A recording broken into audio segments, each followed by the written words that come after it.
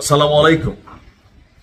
শুধু আমি না, নিশ্চয় আমার মতন সারা পৃথিবীতে বাংলা ভাষাভাষী, যে কোনো ভাষাভাষী, মুসলিম অমুসলিম, এমন কোটি কোটি মানুষ আছেন যারা এই দাবিটা অন্তর থেকে চায় যে আসলে এমন কিছু ঘটুক। আমরা অনেকে মনে করি যে ইসরায়েলের যে সাধারণ জনগণ আছে তারা সম্ভবত তাদের প্রধানমন্ত্রী নেহুর প্রতি খুবই ভক্ত। বিষয়টা কি আসলে তাই? আসুন দেখি নেহুর কিভাবে কপাল পড়তে যাচ্ছে।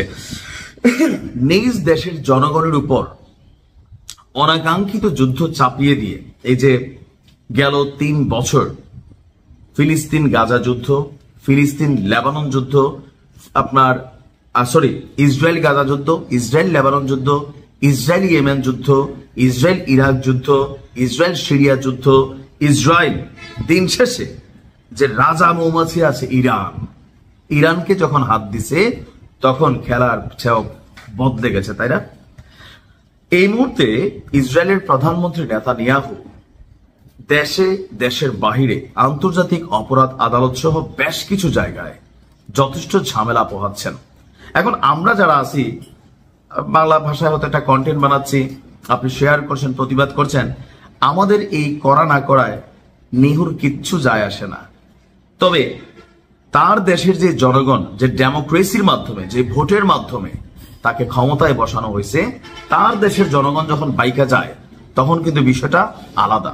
আমাদের জন্য একটা ভালো সংবাদ হচ্ছে, নেহুর বিরুদ্ধে সাধারণ মানুষের প্রটেস্ট এক জিনিস, আর ওই দেশের সবচেয়ে জনপ্রিয় বিরোধী রাজনৈতিক দলগুলোর সবচেয়ে জনপ্রিয় বিরোধী রাজনৈতিক নেতৃত্বের যে বিরোধিতা আমরা খেয়াল করছি, সেটা আলহামদুলিল্লাহ পজিটিভ। তবে একটা কথা আছে, ইসরায়েলের মধ্যে বসবাসী করে চোর আর ডাকাত, চোরের ডাকাত বেলা, ডাকাতের দিকে চোর বেলা, মানে ক্ষমতায় যেই আসুক।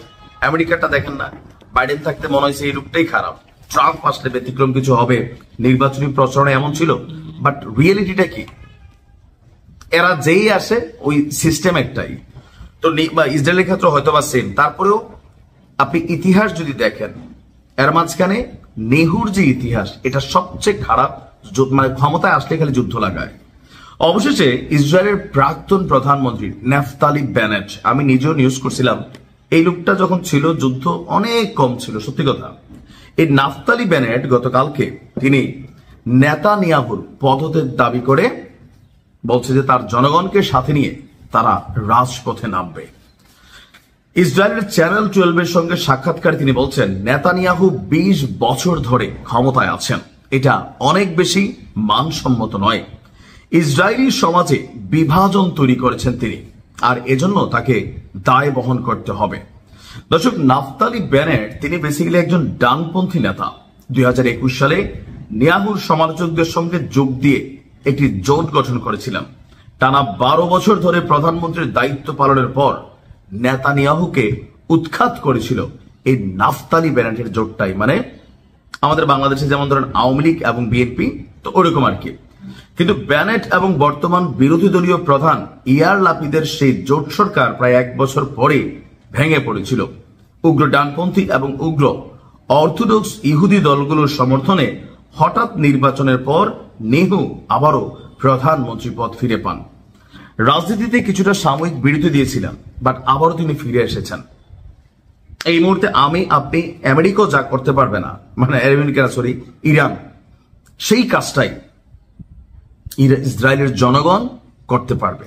আর যেহেতু এই জনপ্রিয় ব্যক্তিত্ব তিনি বলছেন যে তার পদত্যাগের বিরুদ্ধে মাঠে নামতে চাচ্ছেন দেশের জনগণকে সাথে নিয়ে,